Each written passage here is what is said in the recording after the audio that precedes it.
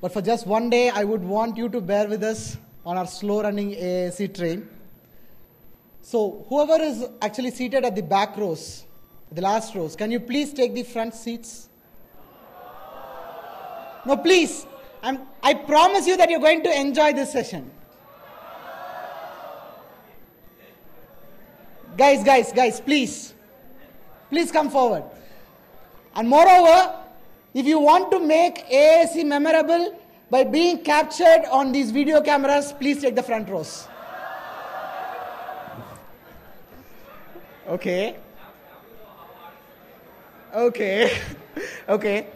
So I'm going to leave Vijay with a very tough task of making them seated, come to the front. Okay, what is this hand claps for? For Vijay, okay. So, just a quick word of introduction. Vijay Anand is a technology entrepreneur based out of Chennai. He is widely known as the Indian entrepreneur. He's widely known in the Indian entrepreneurial space as the startup guy. I knew him when I was actually doing my graduation in the year 2007, when we had this national entrepreneurship network, the eCell. And whoever is there as a part of the eCell, they will talk a lot about Proto. I was wondering what this Proto was, and one day I found out that there was this guy called Vijay Anand, who is called as the startup guy, who owns this Proto.in, which is the incubation space for all these budding startups.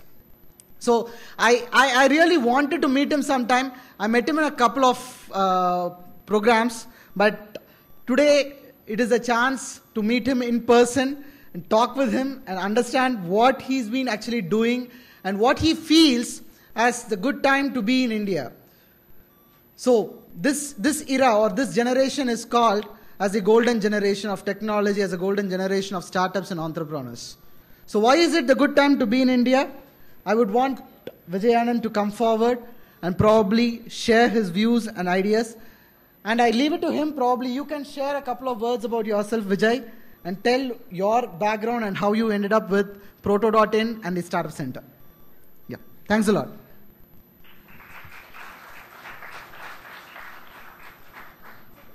So I promised him that I'm going to help him save some time so that you guys are really not going to come to the front, huh?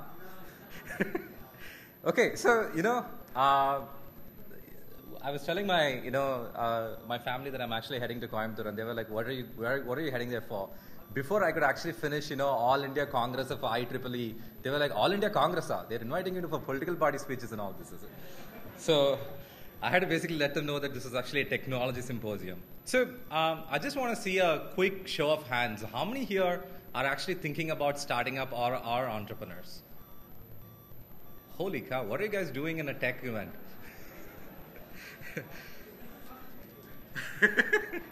Well, I would assume that this is an engineering event, right? So, so I'm just going to very quickly run. I wanted this to be a little bit more interactive, okay? So ideally, I would actually just walk away with this mic, but I don't think this is a wireless mic. So a very quick introduction about myself. My name is Vijay. I run this center called the Startup Center, which is an early stage accelerator. Barnabas did make a bad introduction. Proto.in was an event.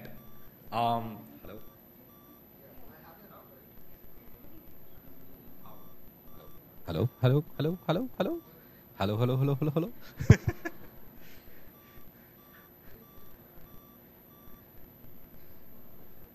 Is it? Hello? I can't speak. Oh, it's on. Hello? It's on.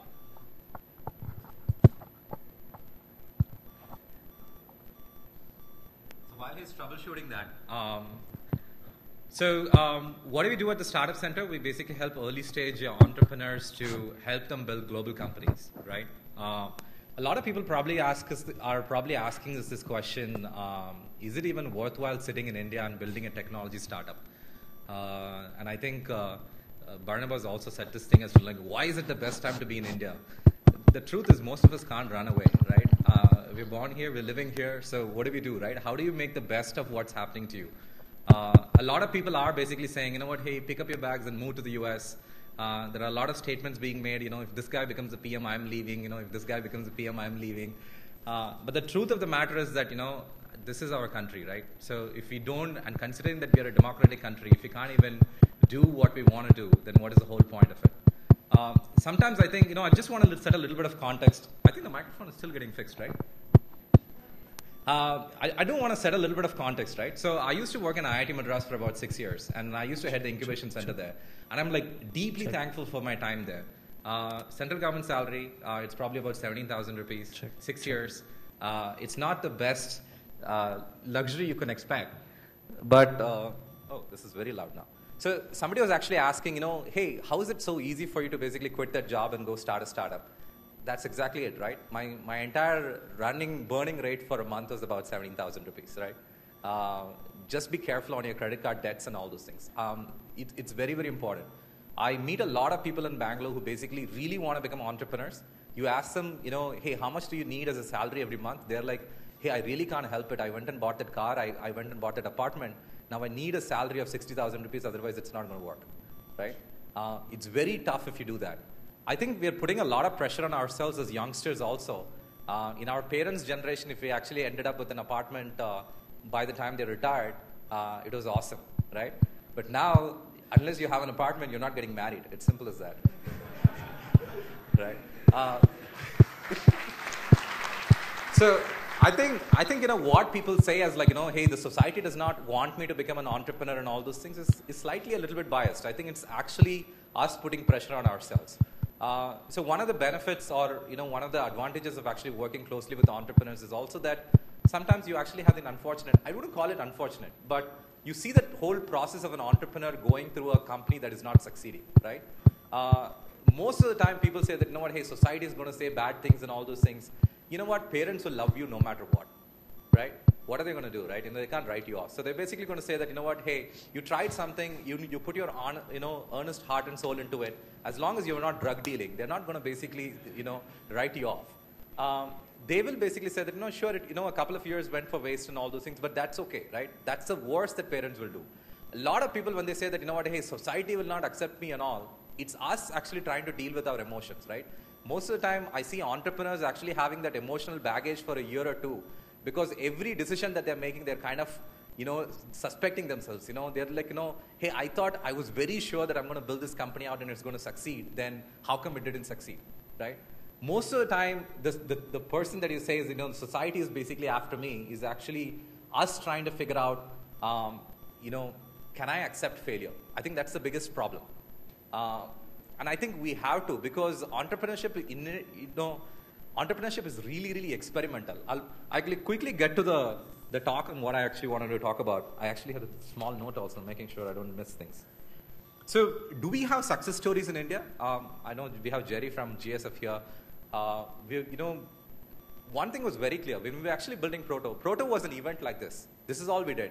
I remember when I was working in IIT Madras, I used to go to IIT and basically tell them, hey, you know what, people used to ask, where should I work? And I used to tell them, go work for a small company, because you will understand really what goes into the company, right? When you work for a large company, most of the time, hey, how is a product decision made, right? What do people in the marketing department do? What does HR really mean, right? You never really understand all those things. But when you actually work for a small company, all of these things come to the foreground. So I used to tell them, go work for a startup, and if you can, go work for a product startup. And they all used to look at me and basically say, what do you mean product startup? We don't have product startups in India, right? We have TCS, Wipros, Infosys, all these big guys, but we don't have product startups. So Proto was actually put up as a way to showcase interesting product startups in India. And God, did we find product companies in India. We ran it for 4.5 years. It was a completely volunteer-led, so I can kind of resonate with what you guys are doing. It was like spread across 13 cities. We used to have about 130 volunteers helping us out. So people used to bid for it like the Olympics, basically saying that, hey, bring it to my city because, we have a lot of entrepreneurs in our city who will apply. And we used to put them on stage and ask them to talk about what's happening. For entrepreneurs, it was awesome because for long, right, it's great when you're working in an apartment. The first day, you're like, no boss, right? Second day, you're like, hey, nobody's bothering me. Third day, you're like, does anybody even know that I exist? Right? So giving entrepreneurs a stage was awesome because, A, the world knew about it, the media knew about it, the first time you're going to talk to a person and basically say, hey, would you want to come work for me? He's not asking you, hey, what does company XYZ do, right? Because he's already heard about you. So it's a little bit easier on the recruitment front, right? So we used to probably get about 600 odd applications every 3 months across the country. I was just doing the stats the other day. We actually showcased about 280 odd companies, right? 280 odd product companies in India. So my answer to, are there product companies in India? Hell yeah, right? Are they doing well? Really well, right? But they're probably not the typical Facebook story, right? So whenever people talk about entrepreneurship, they're like, there was a guy who was in Harvard who basically went and stole one idea, built a social network, and everything brilliantly worked out, right? Entrepreneurship really doesn't work out that way, right? So the problem with us Indians, and I'm going to include myself in that, is that we're actually trying to copy everything and bring it here, right? Whereas I think as human beings, we're very different, right? So can anybody take a guess as to how many businessmen there are in India? How many businesses are there in India? Right? So a rough approximate guess says there are 32 million SMEs in the country. 32 million, right? Did they actually, so most of the time when I meet young entrepreneurs, and I'm seeing a lot of hands, so if I ask you what is stopping you, what is the one thing that you need, you're probably going to tell me that you need funding, right? This is where you got spoiled rotten. You know how people built businesses back in the day? Their family jewels and their, the only house that they had, which they bought at the end of their retirement, mind you, not at 28, pretty much went to the bank, right? And everybody built their empires that way, right? You've seen Guru. I'm sure even if you haven't read books, you've seen gurus to basically figure out how people build businesses in India, right? So the innate culture is still there, right? Is there a failure involved in that? Yeah, right? But then it's either talking to a bank guy or basically talking to your family versus talking to a third person who's basically going to sit on you saying that, where's my money back, right? So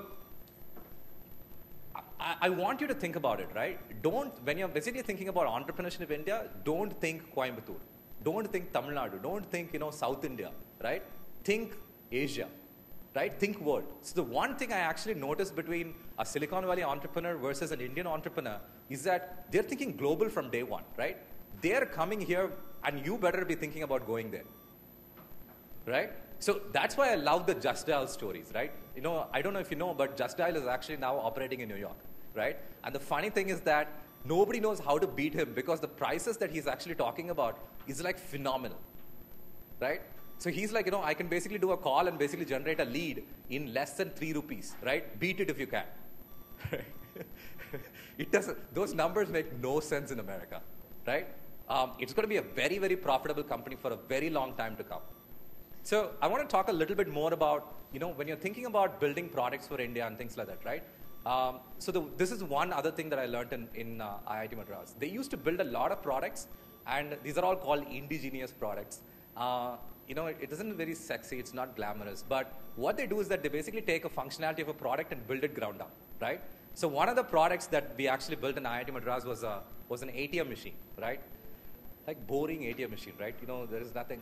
So the use case was this, right? And I want you to start thinking, whenever you are actually thinking about solving something, define the problem statement really well. Don't go like, by the way, it's going to be a Unix machine running this, by the way, it will run C++ compiler. Nobody uses C++ anymore. So, all this technological jargons, and by the way, it will have Bluetooth 3 stack on it.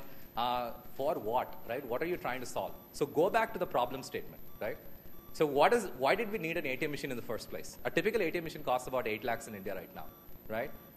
One of the biggest problems that we're having in this country is that a lot of pension money actually goes into all these parts of the country, right? And you know what happens? Most of the time, people who are actually getting pensions are old people. So the pension lands up in the nearest bank branch, which is about 13 kilometers away, 14 kilometers away. So I basically asked the postmaster to basically bring it to me, or I actually send my son or the drunken husband to basically go get the money and come back, right? Of course, if you're getting 800 rupees as pension, 500 rupees, he takes off a little bit saying that, I went all the way and came back, no, give me 200, you take the rest of the 500, right? So a lot of money which is actually due for these people are not really reaching the intended recipients. So the whole point of this ATM machine was that we were trying to basically say that, no, hey, can we move the bank to rural India? They were like, we don't want to move anybody to rural India, right? Nobody's going to come work there. Operational cost starts going up, right? So we basically said, why don't we put an ATM machine? Except that we can't put 8 lakh ATM machines, right? We need to find a way of making this much simpler. And we had to build everything from the ground up because we put a typical ATM machine and basically asked them like, hey, this is your ATM pin, this is your, card on your pin. These guys were going around saying that, this is my card, my pin number is 2154. What is yours? Right? This is not pin code, So second thing we kind of realized was that, we said, let's put fingerprints on it, right? These people actually work, a lot of people in rural India, and I'm sure most of us come from, I keep saying these people. I come from a town which has about, I just looked up Wikipedia yesterday, it says 16,000 people. So I'm not really, too far off.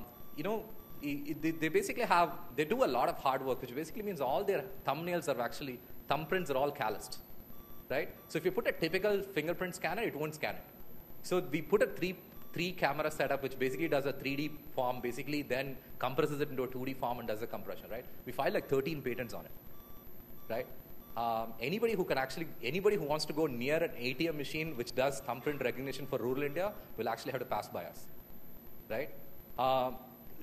The second thing we kind of realized was that all ATM machines kind of require an air-conditioned room. There is barely any power in rural India, let alone an air-conditioned room, right? So we basically said, what do we do about it? So most of these ATM machines which are designed, so there are 2 companies which are making ATM machines. Both of them are Germany made.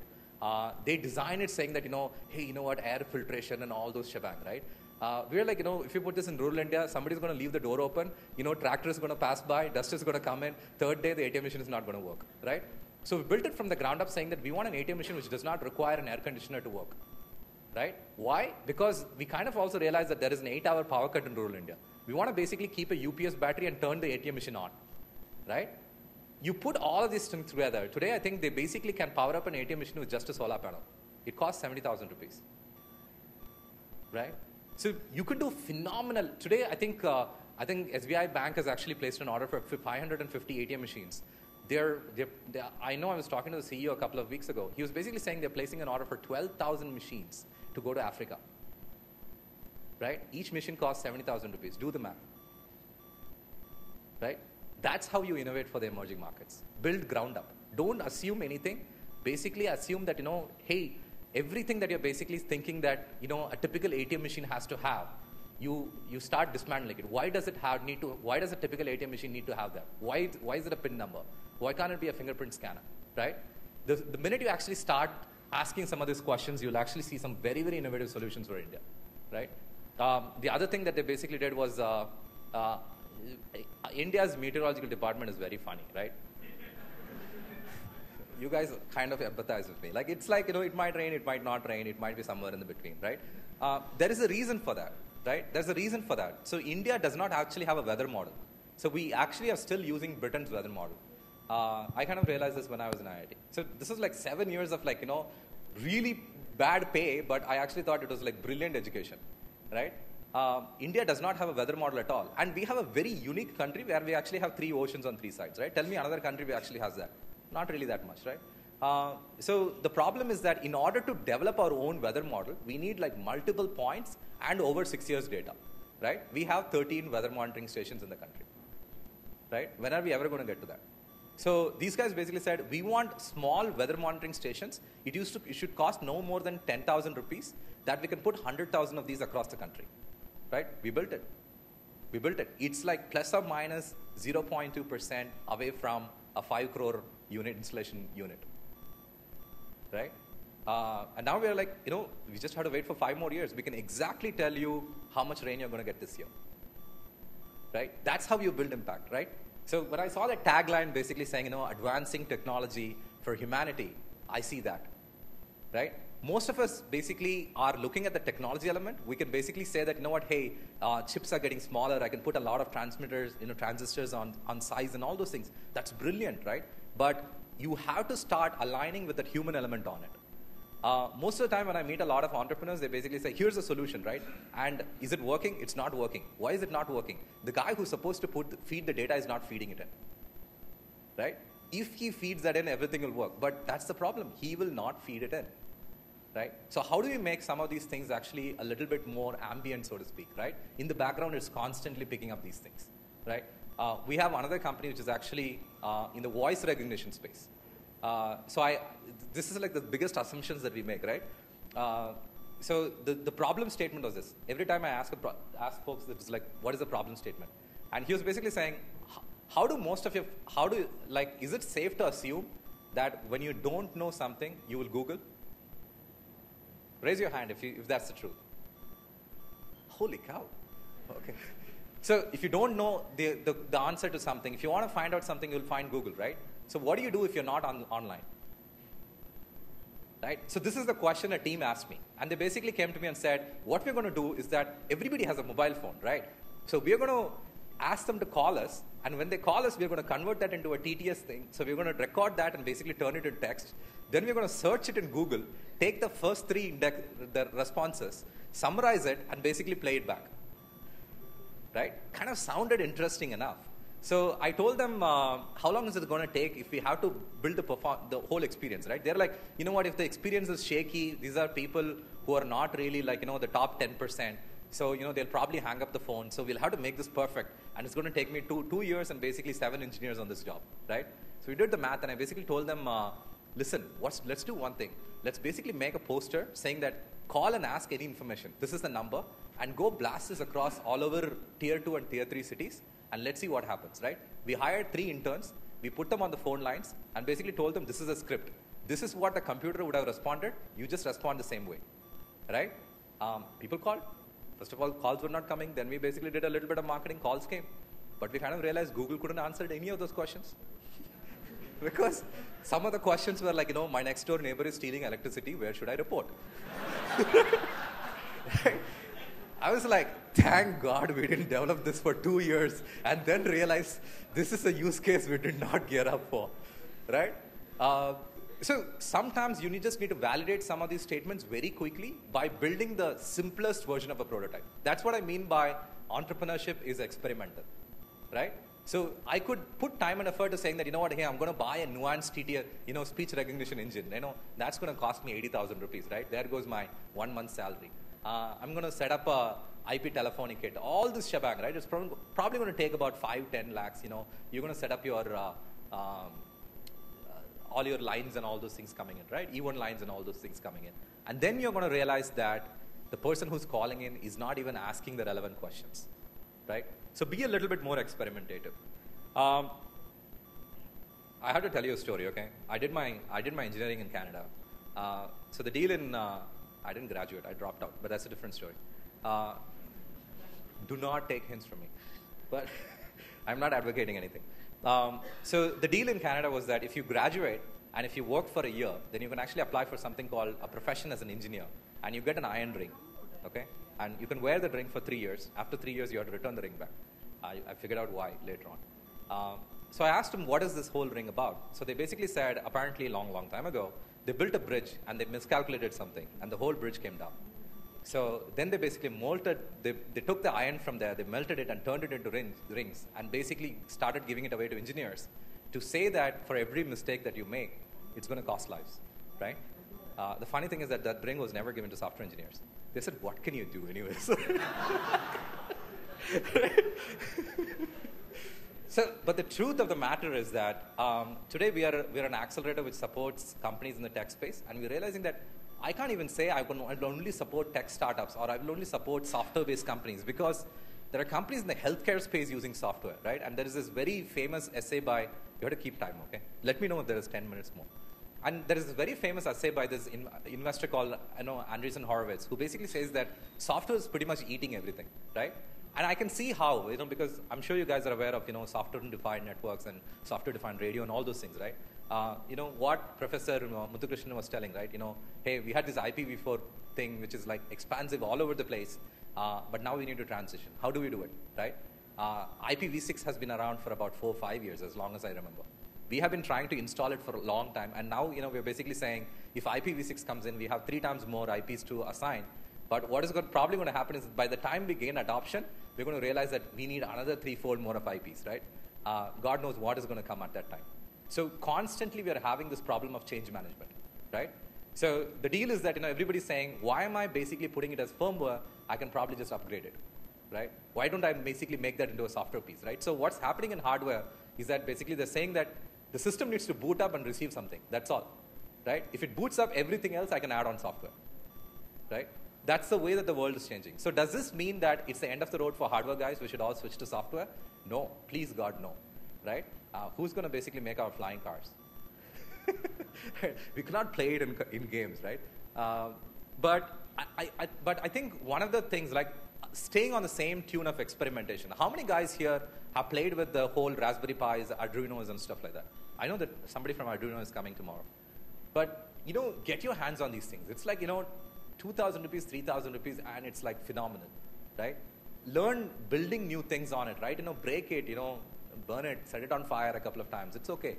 But learn how to play with these things, because the faster you get used to these things, it's like, I was just looking at a Raspberry Pi and my father was asking, what on earth is this? And I was just telling him that this is the same power as the computer that bought me for 65,000 rupees about 10 years ago, right? It's a 700 megahertz processor. You can overclock it to a gigahertz if you really want to, right? Pretty awesome stuff. So we do a couple of events called in 50 hours. We do a lot of prototyping stuff, and I'm seeing a lot of people build hardware out of these things. One of the prototype that I saw in Kerala was that, so let's say that, you actually speak American Sign Language, right? So you're doing all the signs and all those things. Clearly, how many people speak American Sign Language? Clearly, neither do you, neither do I, right? So what they've done is that basically said that, you can wear the person who cannot speak can wear a glove, and for every expression that he makes, he actually has sensors on all his fingertips. It picks it up, and an Android phone connected basically reads them out loud. Right? Completely built out on an Arduino. On 50 hours, he actually built it. I was like, holy cow, this is awesome. Right? People are doing amazing things with it. So here's the thing I'm going to talk about, right? There's a guy called Randy Commercier. He basically runs this firm called Kleiner Perkins. The reason I'm telling you all these things is because you can probably look them up, figure out what else he said. And one of the things that he made it very clear was that there are fundamentally two kinds of business models. That's about it, right? There are two ways I can change the world. One, I can basically say, I'm going to make something faster, better, cheaper, right? Here's a chair, I'm going to make a cheaper chair. Here's a car, I'm going to make a faster car, right? Here's something, I'm going to make a better something version of that, right? So 99.9% of things that you see in the world are faster, cheaper, better, right? And then there is this other version which is like, Brave New World, right? I can basically say, here's something you've never seen before. I can basically say, you can teleport now, right? I can do that, right? But there is a fundamental criteria for both these kind of ideas, right? Most of the time, you have to basically go make something better, faster, or cheaper before you can basically tell somebody, here's a teleporter, right? How many, 95, man. I don't know if you have ever read this book by Bill Gates called The Road Ahead. He talks about the tablet, right? It's all there. It's like, one square device, you can carry it in one hand, information will come to you. The tablet is defined in prophetical words, in Bill Gates' words that, in Road Ahead, which actually came out in 95, right? And then Steve Jobs gets on stage and basically says, never before in the world. Here's a device, right? And everybody goes, wow, right? So I don't know, is everybody following what Elon Musk is doing?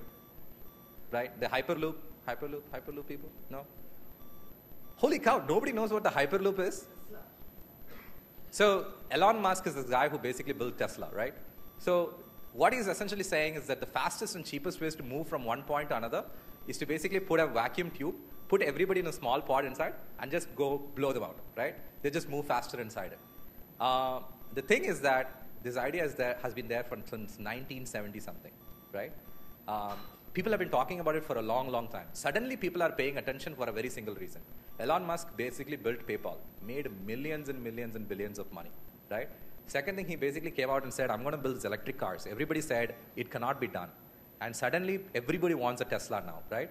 So considering that the guy has already, won 2 shots, right?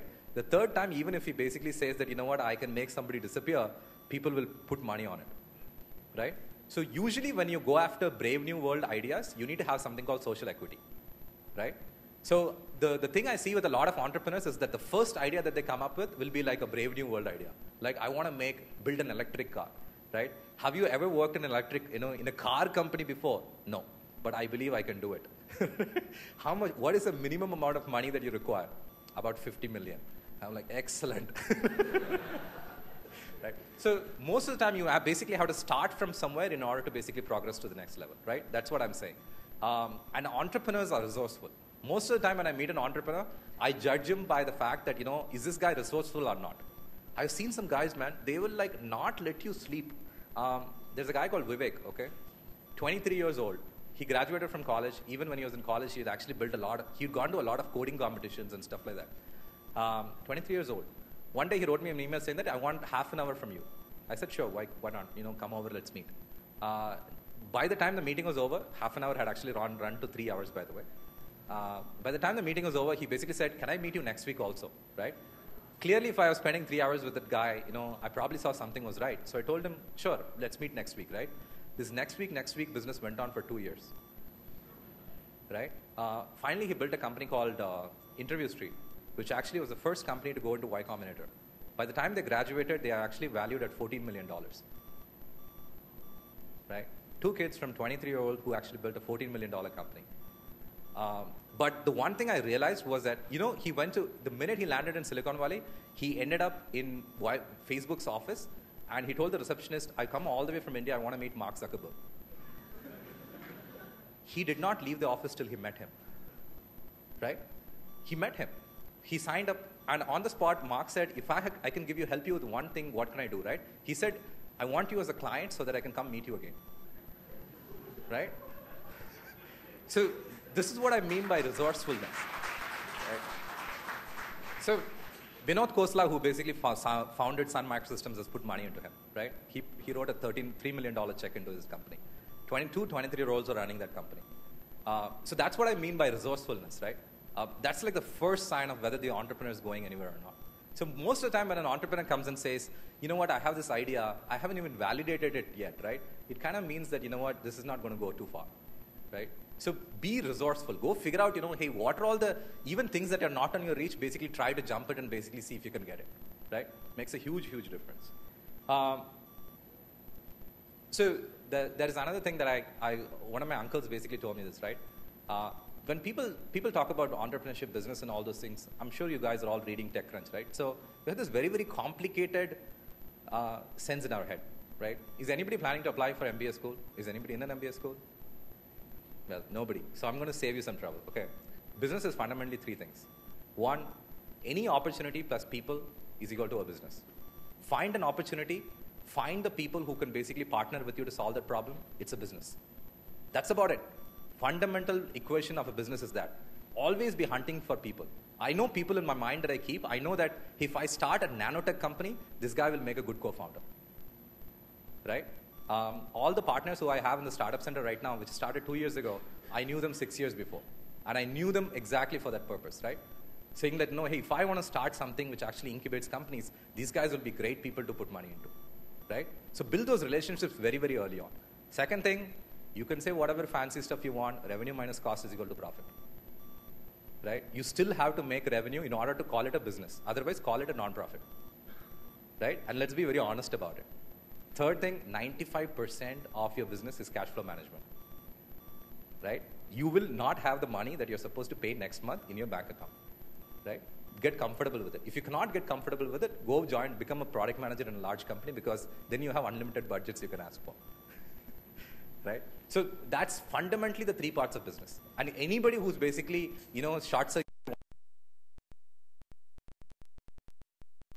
right? That's how business works, right? So most of the time people come and say, give me a lot of money upfront so that I don't have to deal with cash flow problems, right? Which means you'll never fix the revenue minus cost is equal to profit equation, right? Which means you'll spend a lot of money and then give away about 70% of your company to investors when you're working harder, right? Why do you want to do that? So Bharat Matrimony, right? Muruga is a close friend. That company makes about 180 crores, okay, of revenue. I said, isn't it a downturn? He said, downturns are good times for me. I said, what do you mean by that? He says, I think men and women meet each other and do this math saying that, why are two people paying rent? Let's get married and one people pay rent. So apparently a lot more people get married during downturns, right? So he's all happy most of the time anyways. His company is, I think they're planning for an IPO. The company is probably going to go, it's getting valued somewhere around about 4,000 crores, right? He owns 75% of the company, right? That's a nice place to be in, right?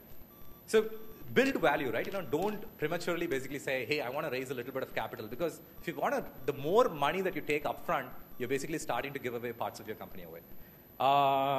What else can I say? So one thing that I actually see a lot of people, so this is a very, very clear word of wisdom that my mentor said, right? And this is a problem that I see with a lot of technologies. Two big problems that I see. One, you will actually build a solution without even knowing what the problem is. The number of entrepreneurs that I've met, or so-called entrepreneurs that I've met, who basically tell me that I have this high-definition video conferencing facility. I was like, what does this solve? They're like, we don't know. We have to find it, right? But it can do high-quality video conferencing, right? There is nothing wrong with that. I think there have been a lot of R&D technologies that have been commercialized, but sometimes when you're trying to build an entrepreneurship, you're trying to go from a business perspective, it becomes harder, right? Second thing is that these are words of wisdom that my mentor told me, okay? Even when a system is not efficient, it's always in equilibrium. Even the most chaotic system in the world is in equilibrium. Example, India, right? It's not efficient by any means, right? Look at our roads. If you just put one camera, facing a road one day, record all the video and just watch it the next day, right? You're probably thinking, what on earth is happening here, right? But there is method in the madness. India actually has the lowest occurrences of road accidents in the world. I have no idea how, right? But that's the case. But today, if I actually go and basically tell the traffic police that, hey, I will bring your number of road accidents in the down, he'll basically ask, how?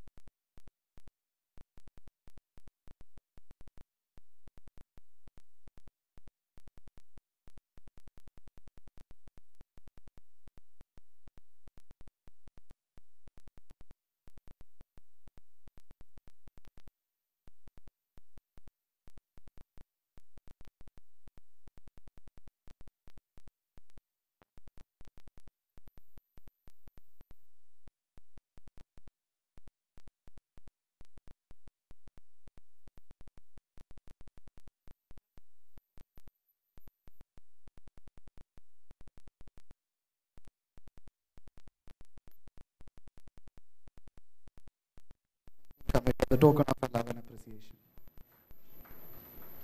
Can I come down and get it? Yeah, sure. I can save time also.